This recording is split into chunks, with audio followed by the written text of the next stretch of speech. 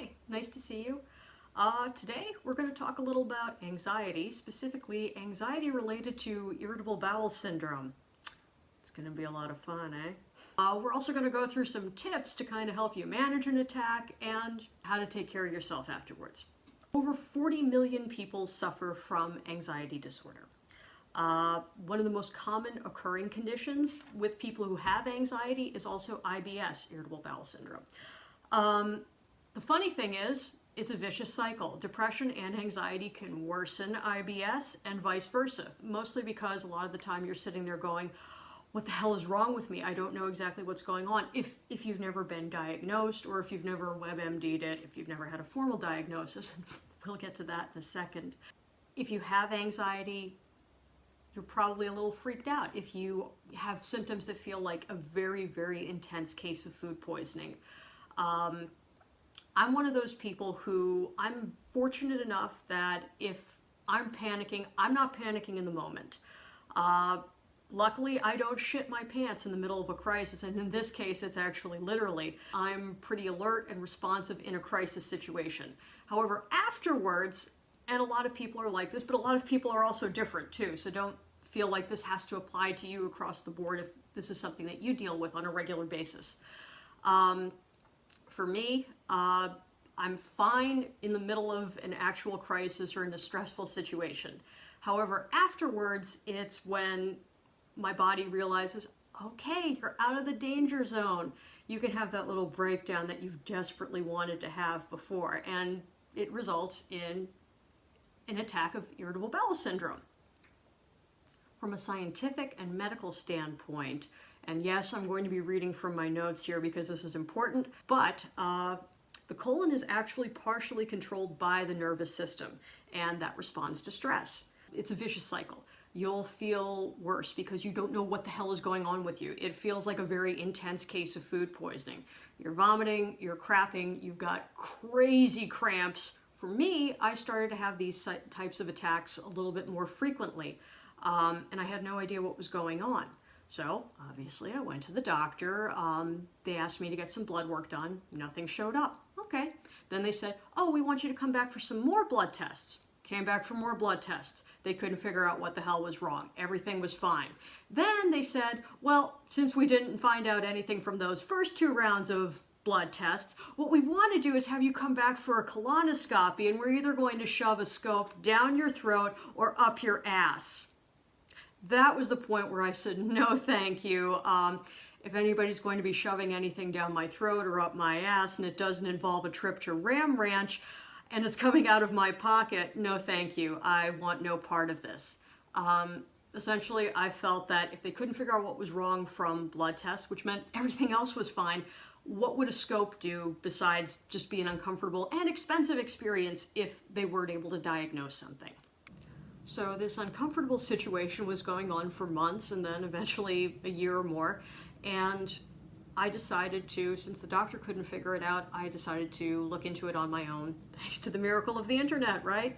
I kind of narrowed things down and realized that, yeah, I was under a lot of stress, and IBS is a symptom of stress and anxiety, and started to take steps to manage it. What we're going to cover today is not just some tips for dealing with that anxiety attack and that IBS in the moment, but also just talking a little bit about ways to manage it after you're done panicking and puking and vomiting and all that fun stuff.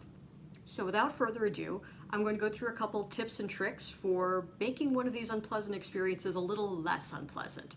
It's still going to suck, but there are some ways to make it suck a little less. When you feel like complete crap, comfy clothes are a must. Especially if you're going to be barfing and crapping and your stomach's really cramped up and feels like you've done about 1,000 power sit-ups. So make sure you have something comfortable. Jeans are kind of a no-no, as are leggings. Anything around your waist is going to feel super constrictive and like you're wearing a corset. Screw that. Get yourself some sweatpants or maybe some harem pants if you're feeling a little festive. Mine have little elephants on them and have pockets, so I could just throw my phone or whatever in them. Yay! Right around now, your stomach probably feels like it's on fire, and you're reenacting Jeff Daniels' scene from Dumb and Dumber on the crapper, farting and squelching your way through the better part of the morning. If that's the case, you're probably going to want to have something to read or something to watch on your phone while you ride it out on the crapper until you're done. If you have anxiety attacks, maybe you're a puker. Maybe you start power vomiting like Linda Blair in The Exorcist. So if that's the case, what you might want to do if you have longer hair is make sure you have a hair clip handy so you can heave into the bowl and do your business. Excuse me. If you have anxiety, maybe you're a crapper, or maybe you're a puker, or maybe you're both. This could make for a potentially compromising and gross situation. Now, you've got several options. If you're making a round of Hershey squirts and feel the need to vomit, what you could do is maybe lean over and puke into the sink, or, if the tub is close enough, you could hurl into that. However, who the hell really wants to clean out a bunch of nasty-ass chunks when you're feeling better? Your other option is to take your chances. After you've had that first round of squirts, you could sit there with your pants down, ass facing the wall. But should a shard attack break out, well, then you might have a nasty Jackson Pollock situation and cleaning up his brown period off of your bathroom wall once you're finished. However, the safest option is to store a red Solo party cup underneath your sink for precisely these types of moments. Red Solo cups aren't exactly just meant for partying, huh? While you're making that round of Hershey squirts into the bowl and crapping your brains out, you can also heave into this, and it's disposable. You could chuck it in the trash once you're done. No muss, no fuss, and you don't exactly have to choose between whether you want to vomit or shit at the same time. All right. After you've gotten done barfing and shitting your brains out, you'll probably want a nice comfy couch or a comfy bed where you could sit and crawl into a fetal position until you start to feel normal again. It also helps to have a four-legged fuzzy friend to help you through it. Maybe you have a pet, a dog, or a cat that you could snuggle with. Me, I have my best friend Sammy, and he usually helps me feel a whole lot better. Isn't that right, pal? Thanks, buddy. Congratulations, you have made it through the worst of it.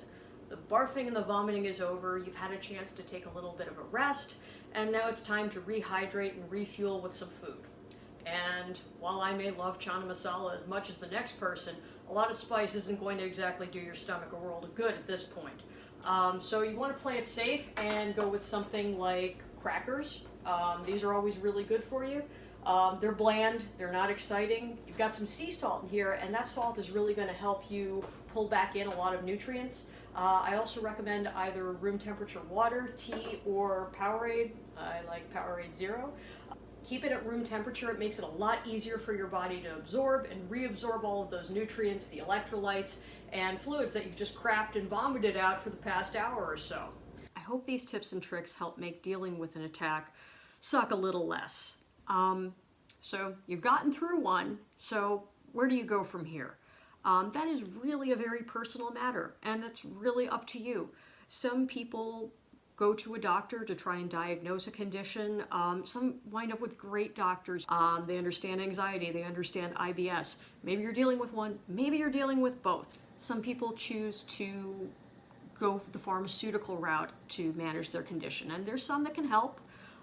There's others that have side effects that might not be right for you and that might feel even worse than the actual anxiety or IBS itself. Other people look to dietary triggers. Some foods kind of have an adverse effect on somebody's stomach and how they respond to things. Some foods help minimize a lot of those crazy hormones that kick up when you're under a lot of stress or anxiety. And then there are also other more natural ways of managing stress. For myself, I do yoga twice a week, and I found that really helps a lot. And that's what works for me. It might not work for you. Everybody's a little different. And don't let one person's dealing with things affect how you do that. Try it. If it works for you, great. If it doesn't, fuck them. You don't have to listen to them.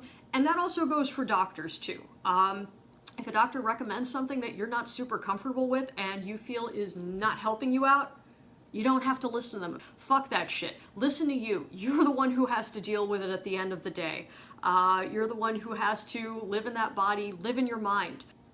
What one person recommends may work, and what another person recommends may not work. That's really up to you. It's very personal, and how you choose to move forward with it is your decision. Yes, there are a lot of outside factors that you can't control, which is partially what anxiety and stress stems from. Yes, there are certain things that are within your control, certain things that you can manage or minimize or downplay.